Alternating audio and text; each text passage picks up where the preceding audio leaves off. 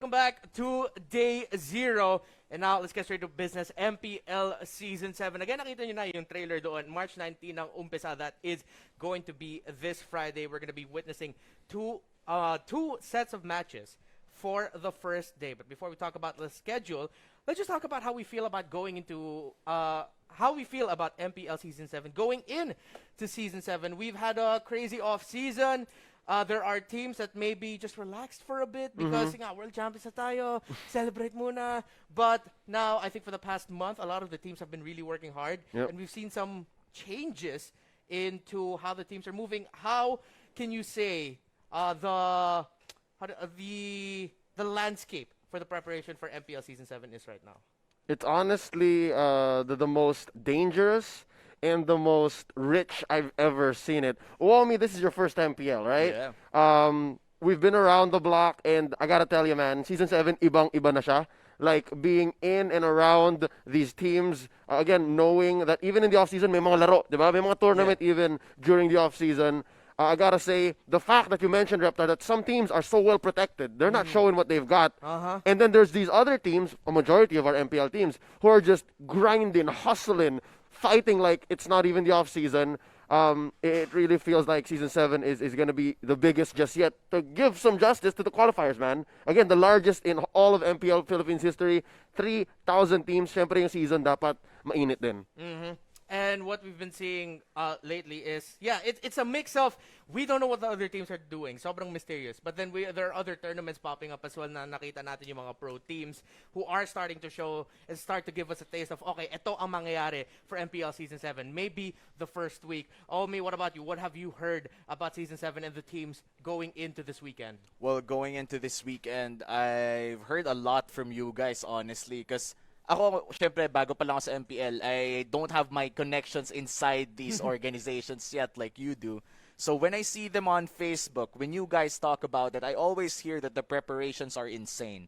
And when I say insane, yun yung preparations na hindi mo aakalain na parang yung pala yung ginagawa nila. And even the simplest things such as caring for like one episode of the bootcamp play that was actually just published a few days ago. It's Onic ata eh. Like, their preparation is more than just practicing all day. It's also about caring for one another, which is, that's a meta level kind of thing. That's outside of the game na eh. So, now that I think of it, I'm really excited to see kung anong gagawin sa regular season because at the end of the day, these teams, isa lang yung magiging champion dito. And it might not be Bren. Yeah.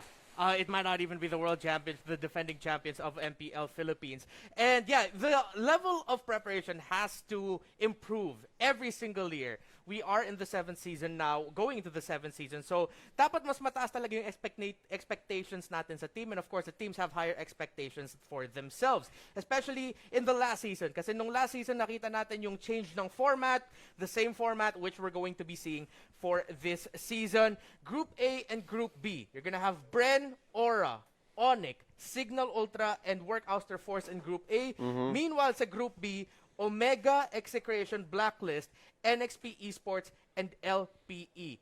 Any observations that you want to share or any feelings that you want to share about the grouping system that we have for this season?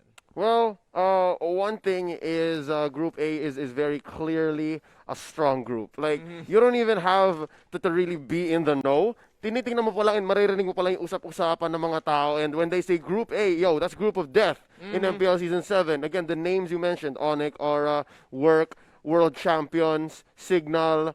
Again, even Signal. It's so weird. Signal is a one-time champion already, Season 2, right? That franchise tournament, that franchise team, right, is already a big name. Pero sila pa yung parang dark horse sa group na yun. And what does that say about Work Oster Force, right? Like, they came from the qualifiers, sure, undefeated, but the fact that they themselves are not considered a dark horse in their own group means ganun lang talaga kalakas yung Group A. And Group B, on the other hand, man, I feel like that's the wild, wild west. Like, there's so many teams there that are going to try so many things. Some teams are, like, so brand new. And, of course, like, arguably the biggest team when it comes to fanfare. I don't understand how popular NXP is. Honestly. Like, hindi ko siya maintindihan. I can't put it on paper.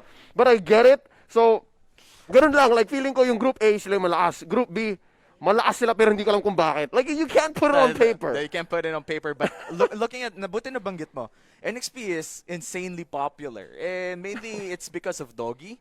We really can't like just put it all on Doggy, considering all of the staff from NXP as well made sure that their material is out there and making noise for the team. But I think I stayed for NXP for like a few months before. I hosted their podcast show before, and yun yung first month ata ni Doggy. We had an interview together actually. Yes. And the last time that I talked to Doggy, he was talking about his humble beginnings as someone who played another game in another country. Belgium. He was in Belgium for the longest time. Yeah, and how he transitioned into ML and found himself basically. So when we see Doggy right now, we don't see these things. Ang nakikita natin kay Doggy ngayon is like the influencer, the gaming influencer of the Philippines. But at the end of the day, everyone has their humble beginnings. Yeah. If Group A is going to be a bloody battlefield, Group B, I agree with you there, Leo. It is a wild, wild west because let's go back into the format. Same group teams face each other twice. So teams such as Omega, Execration, Blacklist, NXP Esports, and LPE in Group B will face each other twice. Meanwhile, they'll face the other teams in Group A isang beses lang.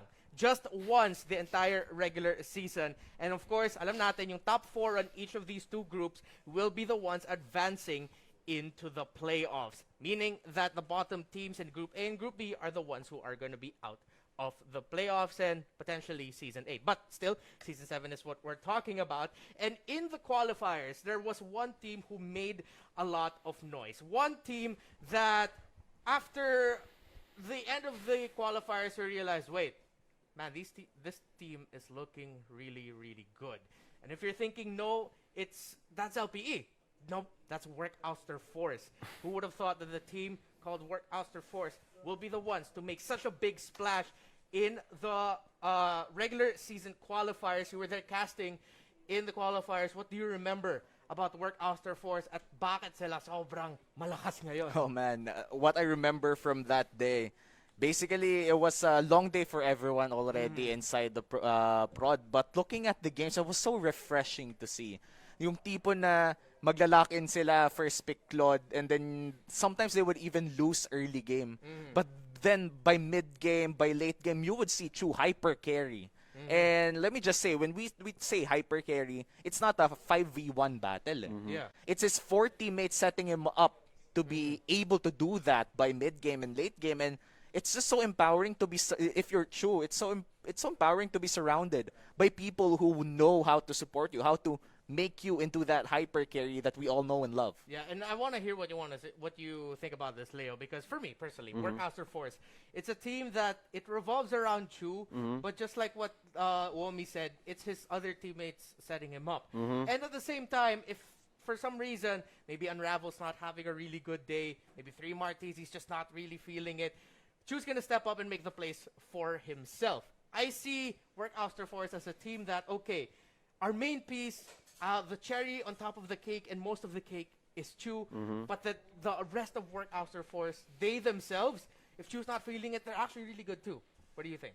I agree. I think it came to the point wherein nung nangyari yung MPL Season 7 qualifiers, you were casting, a bunch of us, well, 3 kami, na naka-quarantine pa. Nice. Diba? Pero nung nababalitaan namin dun sa GC ng MPL casters, guys, naglalaro na yung Work Ouster Force. You can't help but think, dude, I gotta turn on my TV. I gotta turn on my TV. I gotta turn on my stream, my monitor, whatever it is, so that I can watch Work Ouster Force, right? Yeah. So you guys being in the studio, you have your own monitors, you're watching it from there. They're on, and you got your headphones on. Kami rin sa bahay, sa hotel, nakabukas yung monitor namin. And then laptops, TVs also. And I'm like, hindi ko maintindihan, I can't put on paper why these kids are so strong.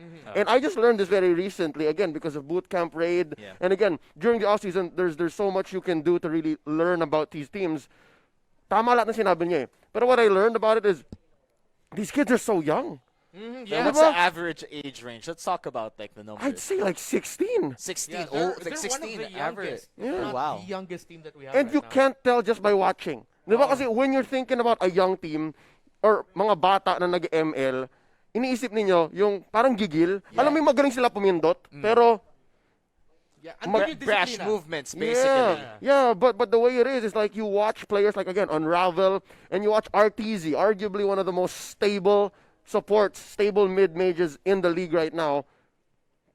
Parang may something. Kahit na bata sila.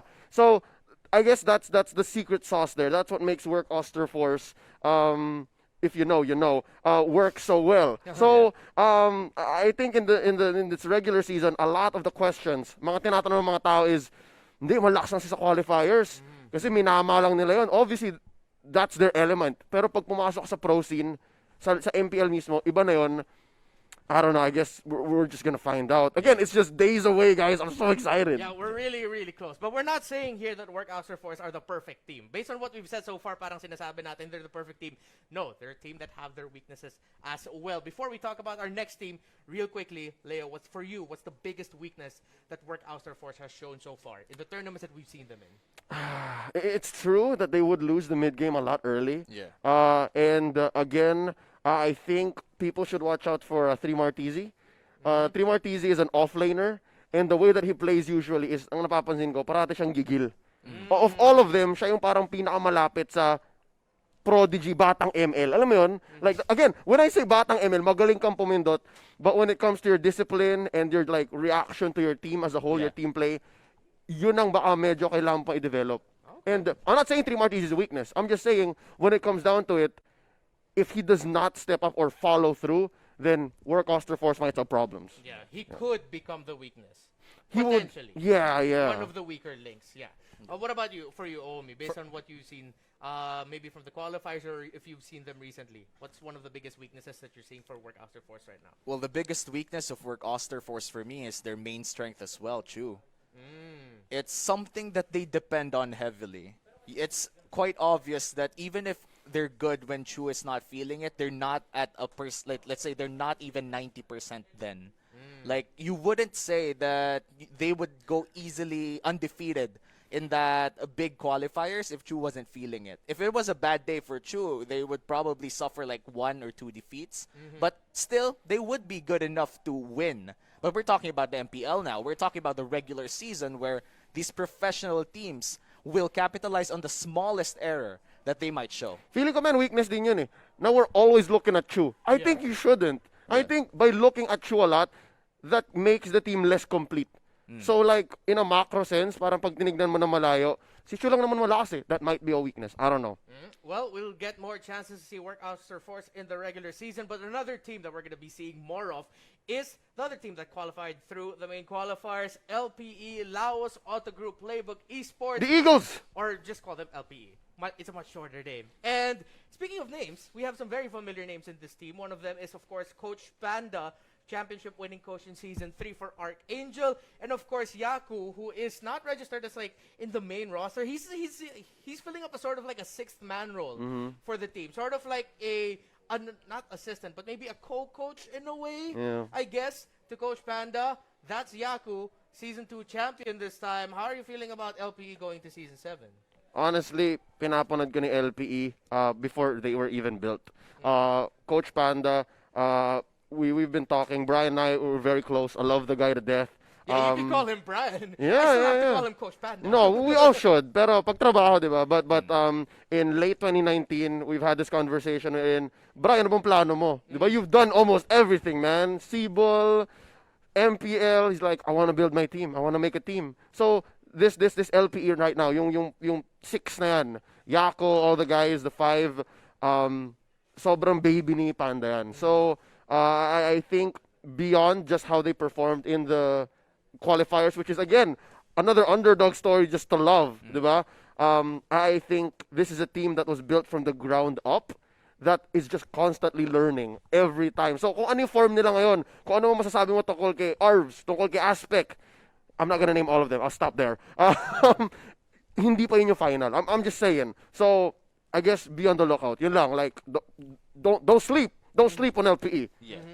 What about you, Omi? Thoughts on LPE? Well, for me, they had a shaky performance in the qualifiers. We can't deny that the last series with Archangel in that day was a nail biter. Yeah, it was too close. It was too close for comfort for LPE, that's for sure. Ebarg. And I remember Yeah, I remember that time because I feel like hindi na ako yung nagka-cast nun. So it was my break time at that point.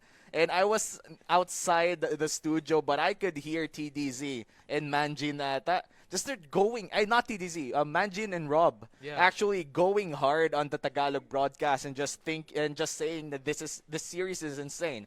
Where na kumbaga syempre yung Tagalog na parang hindi na sobrang lapit ng laro na to. And when you look at that in that perspective, that means Archangel could have been the team that we're talking about right now. Oh, 3 seasons in a row now. Yeah, 3 seasons in a row now. reverse sweep. It was 1-0 for Archangel, 2-0. And then it was LPE were able to turn it around, and now they're here. Along with Coach Panda and Yaku is Jake the Dog, Ryota, Arvs, Aspect, and Bimo.